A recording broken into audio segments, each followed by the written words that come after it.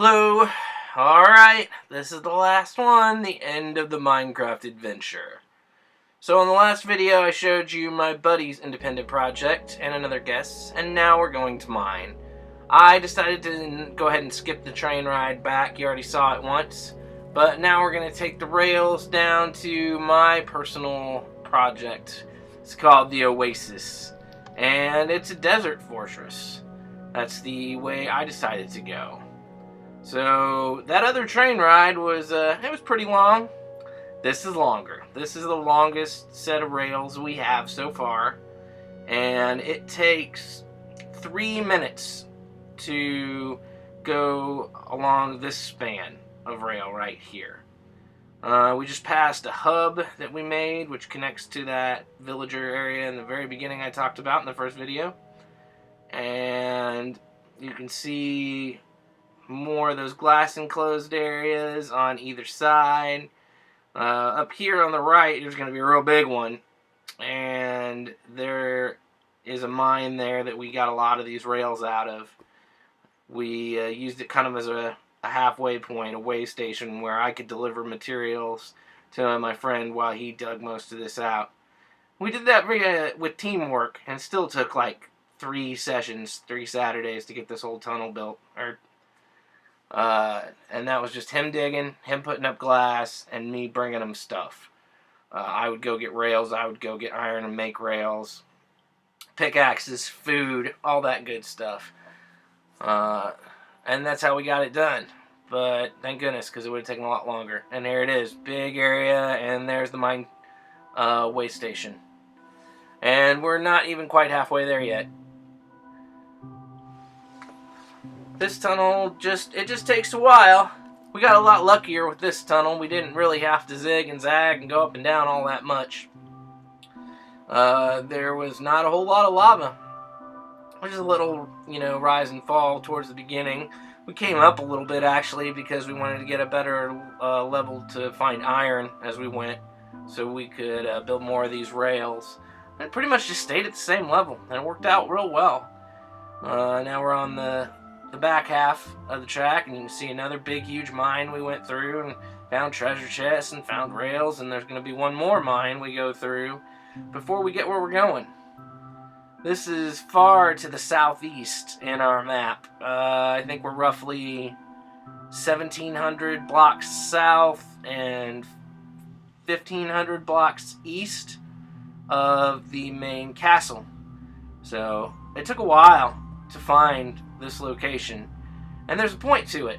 I wanted to find villagers to trade with, and this is the only village I could find on this whole gigantic map, is where I decided to build my desert fortress.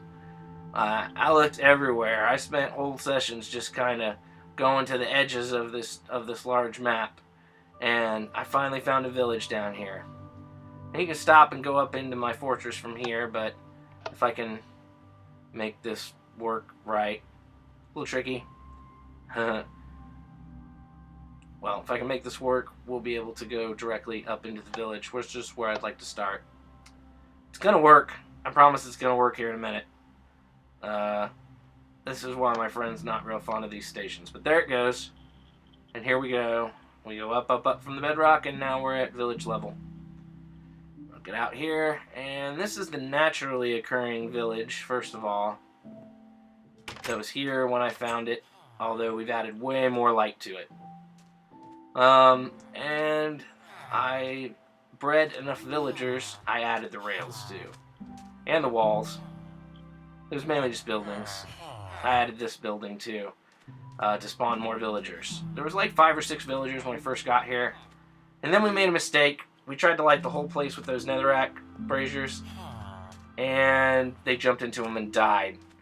Except for one villager. So I bred it with the villager I brought from the north, and we got a lot now. And I made those cages around any ground level braziers.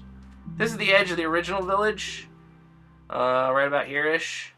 My whole plan was to expand it, so I did. I started building buildings all out here and made my own personal village expansion. You can see the banner and a tower in the distance.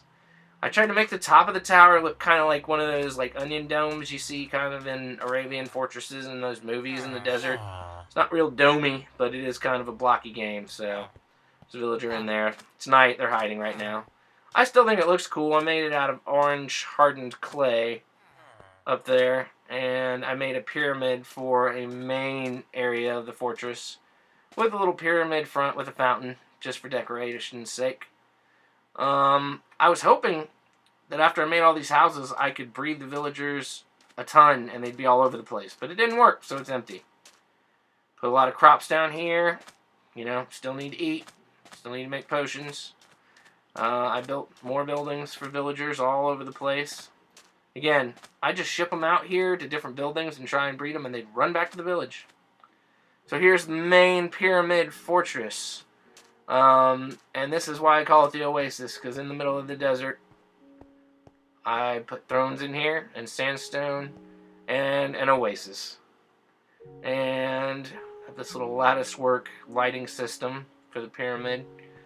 And I have a pool in my oasis, of course, with plants. And I tried to make it look like a little face, kind of spitting out water. Kind of worked. I like it, though. And there you go. This is why this is called the Oasis, because the center of my desert fortress is an oasis. And there are the thrones again, where we rule over the non-existent subjects. And then I made a side tower. My doors here are steel, because they can open wooden doors, and I didn't want them running around in here. Fully equipped brewing station, anvil, and once again, a personal living space with flour. And we're going to make it daytime so we can see better. I'm done with it being night. I did light everything again up so we couldn't get attacked. You know, there's no monsters in here. Put my duplicate music discs down here so that I can listen to alternate music while I'm down here if I want to as well. And I don't really like that one. Let's do another one. There we go. That one's pretty good. Put that away. I have to put my toys away. So we'll keep going up, and I have an enchantment room in here inside the dome, and I made a couple balconies so I could oversee my creation. This is how ambitious I was trying to be. Those are all houses I was going to use for villagers, but again, you take them out there and they just run back to the village, so oh well. Still kind of cool though. I walled off the whole area, and it is on the coast too, so it's a coastal desert village. You can see more buildings all over the place. There's the banner again. I made different, I made a different edge to the banner to represent this particular outpost. I thought orange would be good for the desert. There you can see a waterfall in the distance, and I made a canal all the way from the waterfall into the crops. So it looks like I'm irrigating the crops from the water source. Obviously I don't need to do that, but I just thought it was a nice little touch. And so there's my tower. And there were some other features I kind of built into this area, so we'll go walk around a little more.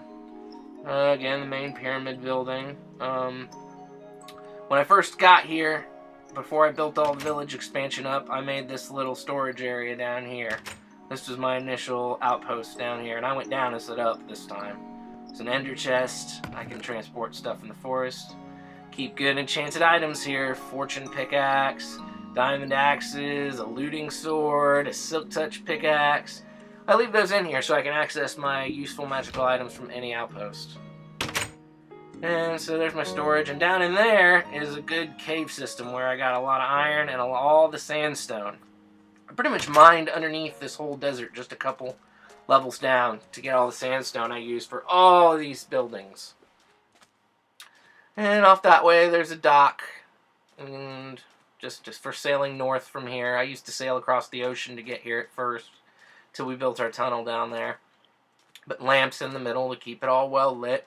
It was a really good plan. It's a shame I couldn't populate it, but it's the way it is. I put a little tree of life, again, to kind of go with the Oasis theme, in the middle of the city here.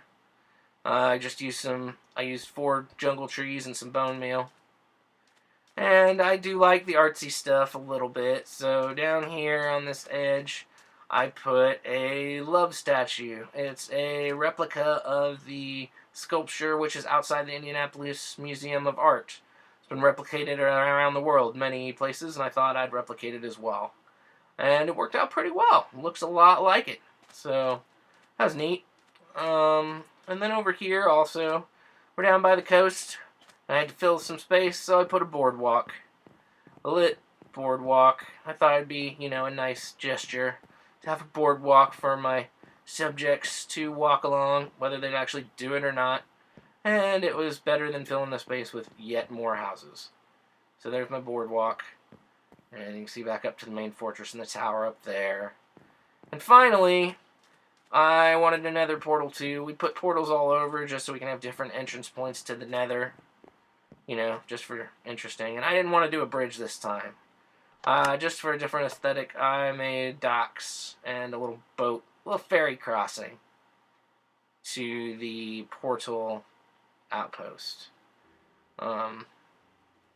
It's a little cumbersome, but again, I did it for aesthetics, just because I wanted a different look for it.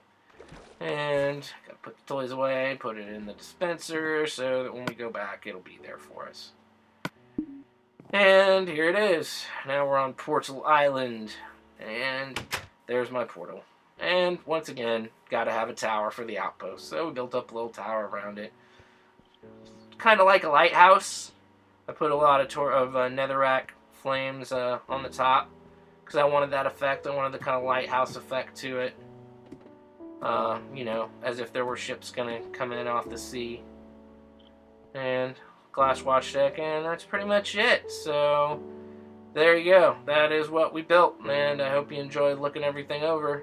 And I hope you have as much fun building your Minecraft stuff as I did.